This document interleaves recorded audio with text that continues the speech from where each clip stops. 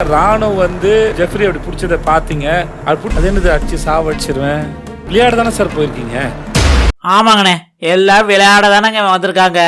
ஆனா நீங்க கேட்கறதுலாம் நல்லா தானே இருக்கீங்க. ப்ரொமோல டிஷ் அப்படின்னு சவுண்ட் விட்டுட்டு.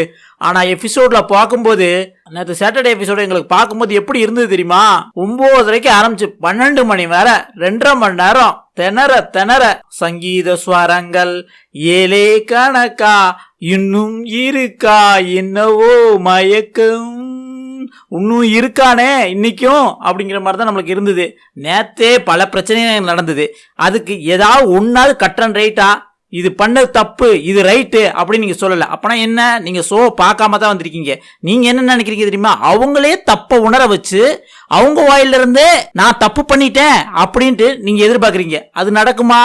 ஏன்னா அவங்க அப்படி தப்ப உணர்ந்தாங்கன்னா வீக்கெண்ட்ல எதுக்கு பஞ்சாயத்துக்கு வராங்க? நீங்க தான் சொல்லணும், ஏ நீ பண்ணது தப்பு தான்டா, இந்த இடத்துல நீ இது இப்படி பேசியிருக்க கூடாதா, இது மனித இயல்பே இல்லடா அப்படின்னு நீங்க சொல்லணும். அதுக்கு நீங்க என்ன பண்ணீங்க அப்படின்னா, அருண் ஹாப்பி பர்த்டே, உங்க ட்ரெஸ் நல்லா இருக்கு அப்படின்ட்டு அருணை பாராட்டுறீங்க. சாச்சனா அந்த பவுல் மேட்ரு பண்றீங்க. கடைசியில் நான் வந்து வெசல் வாஷிங் டீம் தான், இதை முதல்ல சொல்லியிருந்தா முடிஞ்சிருக்குமே. ஏமா வெசல் வாஷிங்னா நீ தான் அதை விளக்கணும், இதுக்கு ஏமா கொஸ்டின் கேட்கற அப்படின்னு முடிஞ்சிருக்குமே. அரை மணி நேரம் எக்ஸ்பிளைன் பண்ணிட்டு கடைசியில் அது வெசல் வாஷிங் தெரிஞ்சதுக்கு அப்புறம் ஏன்டா இவ்வளவு இழுக்கிறீங்க அப்படின்ட்டு. எடிட்டர் ஃப்ரெஷர் நினைக்கிறேன், எதை எடிட் பண்றது எதை தூக்குறதுன்னு தெரியாம நடந்த விஷயங்களை அப்படியே அப்லோட் பண்ணி விட்டான். கடைசியில் நேற்று ரோஸ்ட் யாருக்கு தெரியுமா? பாக்குற எங்களுக்கு தானே. இன்னைக்கு என்ன பண்றீங்க?